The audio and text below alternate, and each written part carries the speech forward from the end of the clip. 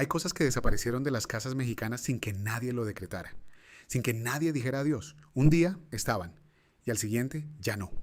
Y cuando te diste cuenta ya era demasiado tarde. Hoy vamos a recordar 12 de esas cosas. 12 cosas que estaban en tu casa en los años 70, que tocaste, que usaste, que diste por sentadas y que hoy ya no existen.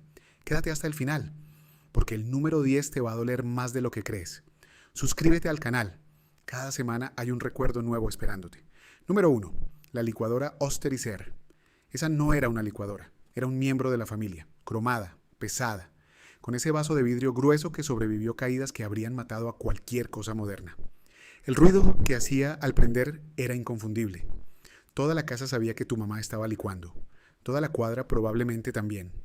Pero ese ruido era sinónimo de algo rico que se estaba preparando. La Osterizer duró décadas en las casas mexicanas, no porque fuera barata, sino porque era indestructible. Hoy las licuadoras duran 2 años y se tiran. La Osterizer no se tiraba. La Osterizer se heredaba. Número 2. El retrato de la familia en la sala. No en el celular, no en Instagram, en la pared.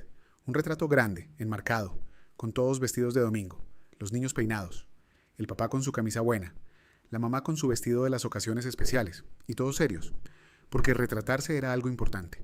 No era algo de todos los días, era una ocasión. Y ese retrato quedaba ahí, en la sala, para siempre, para que cualquiera que llegara supiera quiénes eran ustedes, de dónde venían, a qué familia pertenecían. Hoy tenemos miles de fotos en el celular que nadie mira, y ninguna en la pared que diga quiénes somos. Número 3. El radio de transistores, chico, de pilas, que tu papá cargaba a todas partes, al taller, al patio los domingos, a la mesa cuando había partido.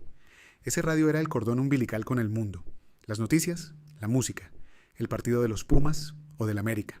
Todo llegaba por ese radio, y cuando las pilas se acababan había que conseguir unas nuevas antes de que llegara la noche. Porque sin el radio, la casa se sentía más sola. Que viene ahora estaba en absolutamente todas las casas mexicanas de los 70.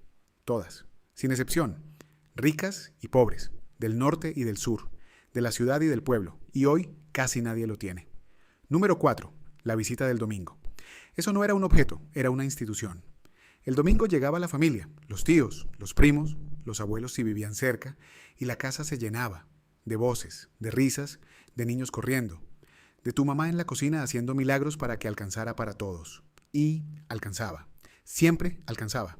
Esa visita del domingo era el pegamento de la familia, el momento en que todos recordaban que pertenecían a algo más grande que ellos mismos. ¿Cuándo fue la última vez que tu familia se reunió un domingo sin que hubiera una boda o un velorio de por medio? Número 5. El molcajete. Ese no era un utensilio de cocina, era una herencia. Pasaba de abuela a mamá, de mamá a hija, con todo el sabor acumulado de años de salsas, de guacamoles, de chiles molidos a mano, el molcajete de piedra volcánica que pesaba como si fuera parte de la tierra misma, porque lo era. Hoy la salsa se hace en licuadora, y está bien, pero no sabe igual. Los que conocieron la salsa del molcajete lo saben. No sabe igual. Nunca vas a saber igual. Número 6. La mecedora del abuelo. Cada casa tenía una, y cada abuelo tenía la suya. Nadie más se sentaba en ella. Era su trono. Desde ahí veía la calle. Desde ahí contaba sus historias. Desde ahí dormía la siesta con el radio en la mano. Y cuando el abuelo ya no estaba, la mecedora se quedaba, vacía, en el mismo lugar, porque moverla habría sido como borrarlo, y nadie quería borrarlo. ¿Dónde está esa mecedora hoy? Número 7 es algo que no era un objeto, pero que se sentía tan real como cualquier cosa que pudieras tocar, y que hoy no existe en ninguna tienda, que no se puede comprar con ninguna cantidad de dinero. Número 7. El tiempo.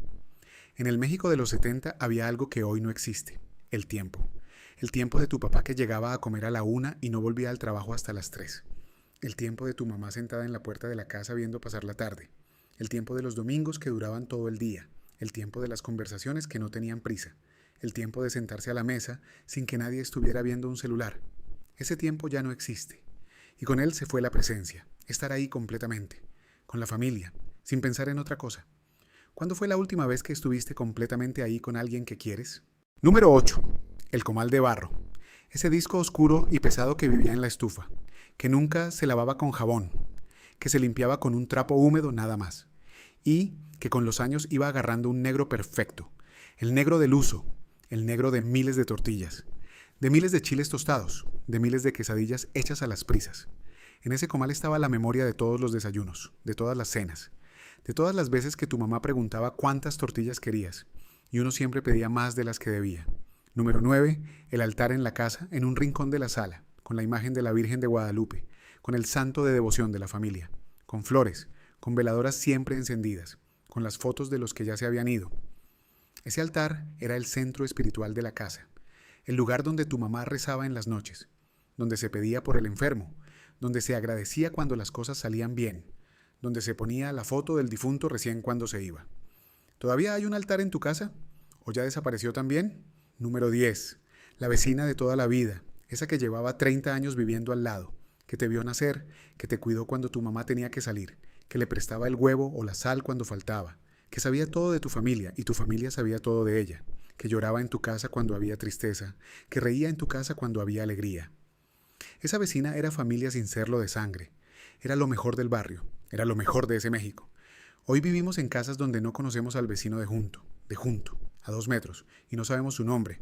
Eso sí es una pérdida enorme, una pérdida que no aparece en ninguna estadística, pero que se siente todos los días. Número 11. El olor de la casa de tu abuela. Ese no estaba en ningún frasco, no se fabricaba en ninguna fábrica.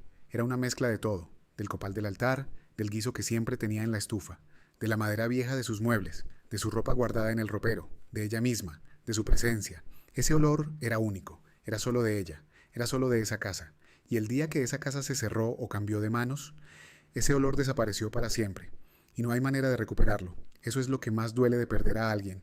No es solo perderlos a ellos, es perder el mundo que existía alrededor de ellos. Número 12. El baúl del tesoro. En toda casa mexicana de los 70 había un baúl, o un cajón especial, o una caja de cartón guardada en el closet, donde estaban las cosas importantes, las actas de nacimiento, las fotos viejas, las cartas que nadie tiraba porque eran cartas y las cartas no se tiraban.